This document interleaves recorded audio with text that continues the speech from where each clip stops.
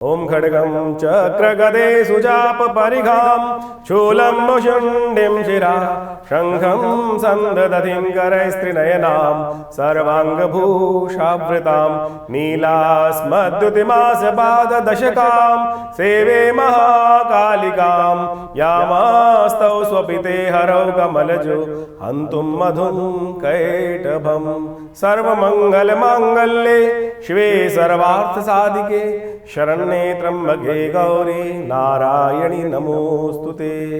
नमस्कार, स्वागत है आपका आचार्यवाणी में। मैं आचार्य विक्रमादित्य आपके साथ हूँ और आज का विषय हमारा है आचार्यवाणी चैनल के माध्यम से मकर राशि वालों के लिए ग्रह नक्षत्रों का योग किस प्रकार का रहेगा। 4 तारीख की बात करें तो मंगलवार का अवसर है, सप्तमी तिथि विद्यमान है और ये तिथि बहुत महत्वपूर्ण है। इस दिन ग्रह नक्षत्रों के दृष्टिकोण से यदि हम बात करें तो आपके ग्रह परिवर्तन की तरफ जा रहे हैं। चंद्रमा परिवर्तित होकर आपके चतुर्थ भाव में प्रवेश कर रहा है। बृहस्पति महाराज मार्गी होने जा रहे हैं दोपहर को करीब 3:10 पर। 4 महीने चलते हुए बृहस्पति जो वक्री स्थिति में थे उनके नेत्र पलटने वाले हैं, उनकी दिशा पलटने वाली है, उनकी दृष्टि पलटने वाली है और भाग्य को जगाने के योग आपकी राशि के दृष्टिकोण से बनाने वाली है। चाहे आप विद्यार्थी हैं, चाहे आप स्त्री हैं, चाहे आप पुरुष हैं, चाहे आप व्यवसायी हैं, हर क्षेत्र में भाग्य की आवश्यकता होती है और भाग्य को सही दिशा में ले जाने के लिए बृहस्पति अब हो गए हैं मार्गी और आने वाले 3 महीने तक, मार्च, अप्रैल, मई के मध्य तक ये बहुत सुंदर तेज गति से आपको आगे ले जाने का रास्ता बनाते दिखाई देंगे। तो इसमें आपको पूरी तरह से तैयार होना है।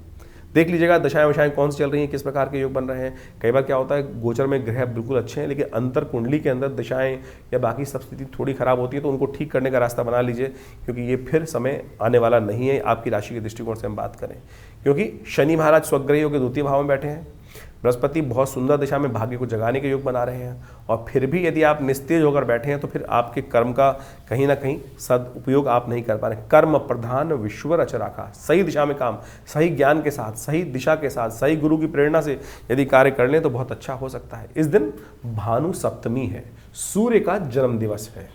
ये बहुत सुंदर तिथि है, सूर्य का जन्म दिवस।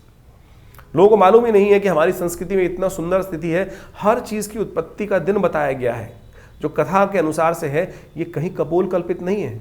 शास्त्र के अनुसार से भानु सप्तमी, माघ मास की शुक्ल पक्ष की सप्तमी के दिन भानु सप्तमी यानी सूर्य का जन्म दिवस है। अनादिकाल में इस दिन से सूर्य ने प्रकाश देना आरंभ किया था। तो सूर्य का अभिषेक होना चाहिए, सूर्य का जप होना चाहिए, सूर्य का अर्घ देने का प्रयास करना चाहिए समस्त कष्टों को दूर करने के लिए। आपकी राशि में तो सूर्य इस वक्त थोड़े अग्रेसिव होकर बैठे हैं, छोटी छोटी बातों में थोड़ा सा आपको बढ़ा रहे हैं, तो जो उग्रता ना बढ़े उसके लिए अवश्य उपाय करने का प्रयास। हमने विवेकानंद योगाश्रम में इस दिन गुप्त नवरात्रि का यज्ञ चल ही रहा है, सप्तमी तिथि है ही, तो उस दिन विशेष तौर पर गुप्त नवरात्रि का यज्ञ रहेगा। साथ साथ सुंदरकांड का पाठ भी रखा है, तो आप भी उसमें सम्मिलित हो सकते हैं अपने नाम से, अपने गोत्र से। अवश्य यदि भाग लेना चाहें तो फ़ोन नंबर पर संपर्क साध के रास्ता बना सकते हैं।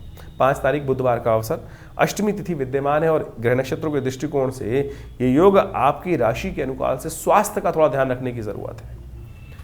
थोड़ा स्वास्थ्य, प्रथम सुख निरोगी काया, स्वास्थ्य के लिए में थोड़ा सा ध्यान रखें। इस वक्त वाणी पर संयम रखने का प्रयास करें। सूर्य के साथ बुध विराजमान होने के कारण से थोड़ा सा वाणी पर उसका प्रभाव पड़ सकता है। थोड़ी थोड़ी बातों में गुस्सा बढ़ने के कारण से अपशब्द मुख से निकल सकते हैं और वो आपके भाग्य को दुर्भाग्य में परिवर्तित कर सकते हैं। ध्यान रखिएगा। इसका ये सबसे श्रेष्ठ उपाय है, भद्रा है इस दिन और करीब 1:30 बजे तक भद्रा रहेगी, तो नए कार्यों को, नए कार्य फाइलों को, नए चीज़ों को, नए प्रोजेक्ट्स को हाथ में लेने के लिए 1:30 बजे के बाद ही समय निकालिएगा। 6 तारीख बृहस्पतिवार का अवसर, नवमी तिथि विद्यमान है। सूर्य होने के साथ साथ ग्रह नक्षत्रों का परिवर्तन जो योग बना है, इस दिन बृहस्पति के साथ पंचम भाव में बैठे हुए बृहस्पति के साथ उच्च के चंद्रमा का योग बनने वाला है। गोचर में ये योग बहुत महत्वपूर्ण है, एक तरह से आपके लिए बहुत सारे वारे न्यारे करने के योग बना रहा है। पंचम में बैठा हुआ बृहस्पति चंद्रमा उच्च के साथ, ये आपके लिए एक तरह से 2-3 दिन बहुत बढ़िया समय दिखाई देता है इस अपॉर्चुनिटी को। देखिए कई बार क्या होता है कि बहुत सुंदर हवाएं चल रही होती है, बारिश बहुत सुंदर होता है, मौसम बहुत सुहावना होता है। लोग ऐसे में उसको यूटिलाइज करने के बजाय क्या होता है, केवल समय का आनंद लेते हुए निकल जाते हैं।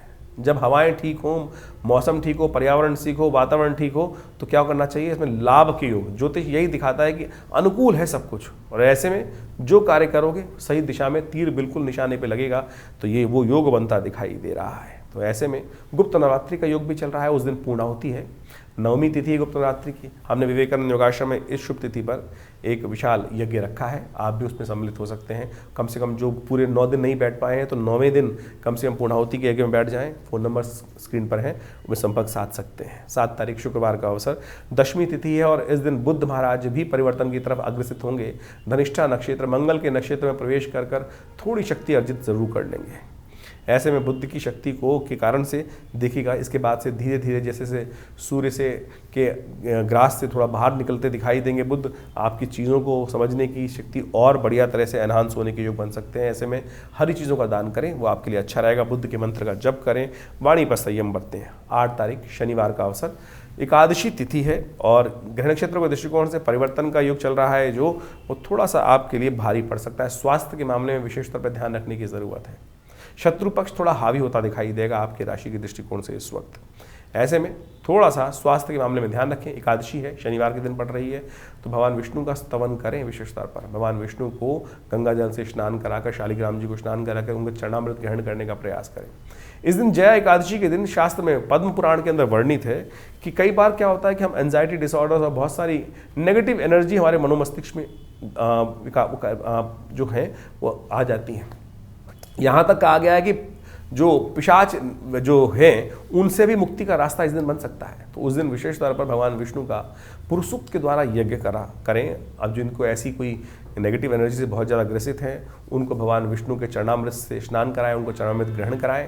तो कहा जाता है पूर्ण पूजा विधि से यदि पालन किया जाए तो बहुत जल्दी समस्त प्रकार की प्रेत बाधा से भी मुक्ति का योग बन सकता है। तो बात कर लेते हैं 9 तारीख की, रविवार का अवसर, द्वादशी तिथि इस दिन विद्यमान है और ग्रह नक्षत्रों के दृष्टिकोण से योग जो चल रहा है थोड़ा सावधानी भरा है। 2-3 दिन थोड़ा सा हर काम में थोड़ा सा हरी वरियन करी इन तीनों को अवॉइड करके काम करें। बहुत जल्दी कार्य करना, बहुत जल्दी डिसीजन लेना कहीं ना कहीं नुकसान दे सकता है, तो इस बात का ध्यान रखते हुए कार्य करें। सब कुछ अच्छा होना फिर भी क्या होता है, बहुत थोड़ा सा जब समय आता है तो थोड़ा सा जब गड्ढे की तरफ नेगेटिव समय चल रहा हो तो थोड़ा सा सोच समझ कर कार्य करने का प्रयास करना चाहिए, तो अच्छा रहता है। भीष्म द्वादशी है इस दिन, अपने पितरों के निमित्त गायत्री जप करें, तर्पण करें, शास्त्र के दृष्टिकोण से वो अच्छा रहेगा। शास्त्र में कहा गया है कि इस दिन तिल द्वादशी भी रहती है, तो इस दिन तिल का दान, तिल से यज्ञ, भीष्म द्वादशी तिल द्वादशी है। यदि आप अपने पितरों के निमित्त तिल से तर्पण करें, तिल से यज्ञ करें गायत्री का, तो कहा जाता है उनसे मुक्ति प्राप्ति का योग बनता है। उनके भी जीवन, कई बार क्या होता है पितृ परेशान होते हैं तो पितृ ऋण आपके जीवन में कष्ट देता रहता है। हमने विवेकानंद योगाश्रम में इस दिन रविवार वाले यज्ञ में गायत्री का यज्ञ रखा है पितरों की आत्म शांति के लिए, आप भी उसमें सम्मिलित हो सकते हैं। 10 तारीख सोमवार का अवसर, त्रयोदशी तिथि है। ग्रह नक्षत्रों के दृष्टिकोण से परिवर्तन का समय आ रहा है। सुबह थोड़ी हल्की दिखाई देती है, लेकिन जैसे जैसे सूर्य ऊपर आएंगे 11:58 पर चंद्रमा परिवर्तन का योग बनाएंगे और ये परिवर्तन करके आपके स्वग्रही होकर सप्तम भाव में विराजमान हो जाएंगे। ये आपके लिए बड़ा अच्छा योग बनेगा। नया शक्ति, नया तो नेगेटिव प्रभाव था परिवर्तित होकर पॉजिटिव बनने के योग आपकी राशि में बनते दिखाई देंगे। मूड ही चेंज हो जाएगा। ग्रह नक्षत्रों के परिवर्तन से एकदम स्वभाव में महत्वपूर्ण परिवर्तन आने के योग बन जाएंगे। ये आपके लिए अच्छा योग बनता दिखाई दे रहा है, तो इसका लाभ अवश्य लेते हुए कार्य करें तो अच्छा रहेगा। इसके साथ साथ इस दिन सोम प्रदोष भी है। सोम प्रदोष, कुंभ का अवसर, सोम प्रदोष का योग। कहा जाता है कुंभ में इस दिन भी स्नान करने से वही जो पुण्य पर्व है, शाही स्नान जिन दिनों होता है, मैं तो कहूँगा इस स्थिति को भी उसी रूप में लेने का प्रयास करना चाहिए। शाम के समय यदि हो सके तो माघ के महीने में उस गंगा के पावन तट, त्रिवेणी के पावन तट पर बैठकर भगवान का पार्थिव पूजन करें, उनको बिल्वपत्र अर्पित करें। कहा गया है प्रयागे माघ मासे च बिल्वपत्रम शिवार्पणम अखंडैव बिल्वपत्र च पूजये शिव शंकरम कोटि कन्या महादानम बिल्वपत्रम शिवार्पणम। तो ये राशियों का भविष्यफल आपने जाना। आपकी राशि के दृष्टिकोण से क्या कुछ प्रभाव इन दिनों जब फरवरी के आरंभ काल में आपके जीवन में पड़ने वाला है उसको आपने समझा। देखिए, ये समय समय के अनुसार से विभिन्न ग्रहों का जो परिवर्तन होता है, जैसे इस फरवरी के आरंभ काल में आपने भी समझने का प्रयास किया, समझा भी कि बृहस्पति महाराज परिवर्तन कर जो वक्री चल रहे थे पिछले 4 महीनों से, अक्टूबर के महीने से वो मार्गी हो रहे हैं और आपकी राशि के अनुसार से उन्होंने जो विशेष प्रभाव आपके जीवन में उत्पन्न किया है वो आपने समझा। आप समझ लीजिए, बृहस्पति का ये परिवर्तन सबसे महत्वपूर्ण परिवर्तन होता है। हर वर्ष में एक बार बृहस्पति राशि परिवर्तन करते हैं, लेकिन वर्ष में एक बार बृहस्पति वक्री भी होते हैं और जी 4 महीने के वक्रित्व के बाद पुनः मार्गी होकर अभी आने वाले करीब जो मई के मध्य तक अब सीधी गति से चलेंगे। ये आपके भविष्य में आपकी राशि के दृष्टिकोण से आपके जीवन में महत्वपूर्ण परिवर्तन लाने का योग बना रहे हैं। इसके साथ साथ हमको ये भी समझना चाहिए कि जो जन्मपत्री का प्रभाव है उसके कई आयाम हैं। ये जन्मपत्री के दृष्टिकोण से हमें एक एक बात समझने का प्रयास करना चाहिए कि हम राशि को, बहुत सारे लोगों के मन में कई बार प्रश्न उठ जाता है तो राशि तो बहुत सारे लोगों की एक होगी, बिल्कुल ठीक बात है, राशि तो बहुत सारे लोगों की हो सकती है, लेकिन आपकी जन्मपत्री के साथ, आपके दशाओं के साथ, आपके ग्रहों के योगायोग के साथ उस गोचर के प्रभाव को जब मिलाकर देखा जाता है तब वो जीवन में भाग्य के जो योग बन रहे होते हैं वो समझ में आ जाते हैं कि हमारे लिए आने वाला समय सही है या नहीं है। लेकिन राशि के दृष्टिकोण से जो हमने आपके समक्ष भाव उपस्थित किया वो भी बहुत ब्रॉडर स्पेक्ट्रम के तौर पर बता सकता है। यदि इंडिविजुअल रूप से हर व्यक्ति के बारे में सही रूप से जानने का हम प्रयास करें तो वो भी बड़ा संभव है कि जन्मपत्री को विशेष रूप से अध्ययन कर बहुत सारे ग्रहों के योगायोग को देखकर आपकी जन्मपत्री में कौन से प्रकार के योग बने हुए हैं। देखिए, जन्मपत्री में हजारों प्रकार के योग हैं। हर ऋषियों ने, जो ज्योतिष के अंतर्गत भी बहुत सारे अनन्य जो ग्रंथ हैं, इतने अनंत ग्रंथ लिखे गए हैं और हर ज्योतिषी ने, हर ऋषि ने, हर आचार्य ने अपने अपने उस विज्ञान को, अपने उस अनुभव को उन शास्त्रों में इंगित किया है, विभिन्न योगों का वर्णन किया है, जैसे कालसर्प योग इत्यादि, राजयोग इत्यादि, दरिद्र योग इत्यादि, विभिन्न प्रकार के किमुद्रम योग इत्यादि। इन सब का प्रभाव क्या पड़ रहा है, कब पड़ने वाला है। अब किसी व्यक्ति की कुंडली में राजयोग है, लेकिन वो कब फलीभूत होगा, कौन से योग हैं जो उन राजयोगों को काट रहे हैं। देखिए, आप कंप्यूटर से जन्मपत्री कई बार निकालते हैं तो उसके अंदर बहुत सारी डिटेल लिख के आती है कि इस प्रकार का राजयोग है, इस प्रकार का राजयोग है, इस प्रकार का राजयोग है, लेकिन उसके साथ साथ कुछ अशुभ योग भी होते हैं।